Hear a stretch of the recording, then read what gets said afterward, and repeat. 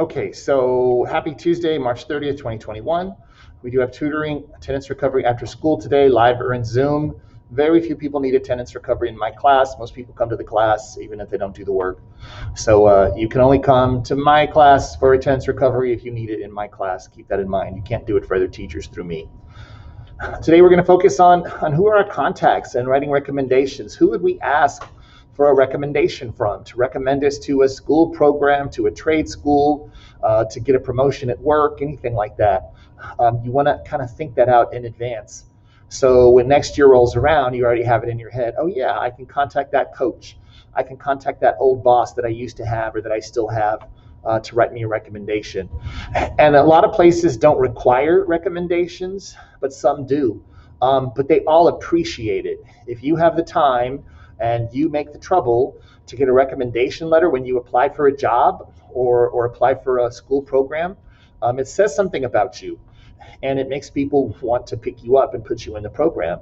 So keep that in mind. And of course, do the best work now, even if you're behind, even if you're missing stuff. Get this done today and start shrinking that pile of stuff that you haven't taken care of yet.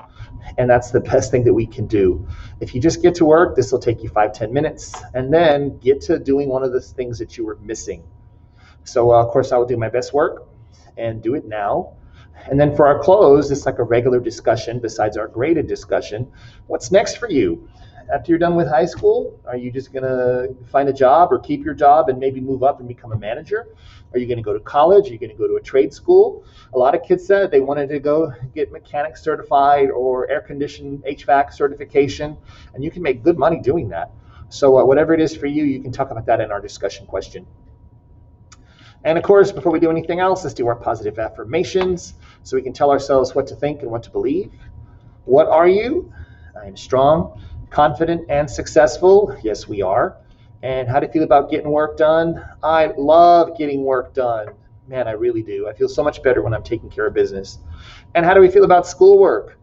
The harder I work, the stronger I become. Amen. All right, so if we go into Schoology, those of us on Zoom,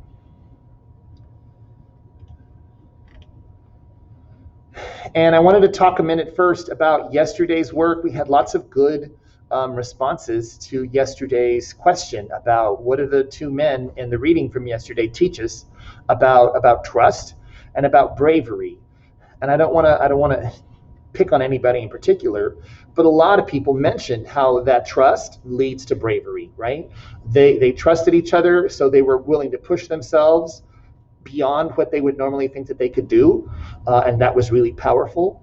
And then just having that sense of being able to take care of things. I think somebody in this class had said that, all the things that they've been doing, they climbed this mountain and climbed that mountain and went biking through Vietnam and all these kind of things like that. It's like they think those kind of things are normal, and for them they are normal because they push themselves to do stuff like that. The other thing that I mentioned that I saw in the article, they talked about when the dad was afraid he was going to fall and was ready to give up, and they said they talked gently to each other. He didn't say the words, right? But when you think of somebody's nervous and afraid, you can picture a coach screaming at him, "Get in there!" The idea of a coach talking gently to you.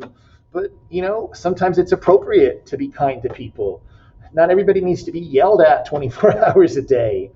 And I think a lot of us need to try and find a good balance. You can't be too nice. You can't be too mean, because the son was talking to the dad from on top of that ledge, right? He didn't come back down and try and carry dad up. He was like, "Come on, dad, it's easier up here." And they said they talked gently to each other, and dad believed in son. So they were able to complete it. And that was the same kind of trust that they've had pretty much the whole son's life, right? So I thought that was really cool. If you gave a good response to Monday's work, thoughtful response, thank you very much. Good quality work done. If you didn't do it yesterday, be sure and get it done. Watch the video for yesterday. Click on this and answer it. Is a graded discussion. Just like today's work is a graded discussion. Yay. So let's go to today's work.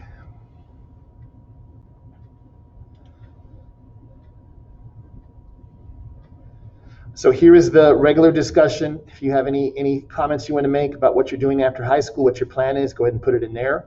The graded discussion is the recommendation letter request.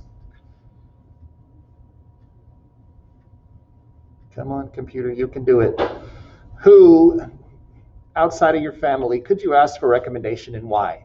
Coach, teacher, someone from your church youth group, someone from your job or a job you used to have, anything like that. Those are the people you would ask for a recommendation. And if you need more ideas, you can also click on this, open up an article, and it gives you ideas of who to ask. But for most of us, I think we can think of somebody. If you really can't think of anybody else, use me, write Mr. Carvajal, and tell him why you would ask for a recommendation from me and why. That's fine. Just be sure and do one so you don't get another 0. So as usual, you shouldn't see other people's posts first. If you make a blank post, that'll knock your grade down to 60. And we're all going to write at least 7 lines, right? Because we want 100. So take care of business. Do what you need to do. If you can't think of anybody else, write about Carvajal. And let's get this done. But first, we've got a video that we can watch to be sure we're clear on what we're talking about here about formal writing. And you can also watch this video again later on your own. So we're going to watch part of this now. And once again, you may know a lot of this, but there might be a couple of things that you hadn't thought of before. Or you know the difference, but you don't think to switch from casual to formal in your writing. So watch this with us, and then you can get to switching and taking care of getting this graded discussion done.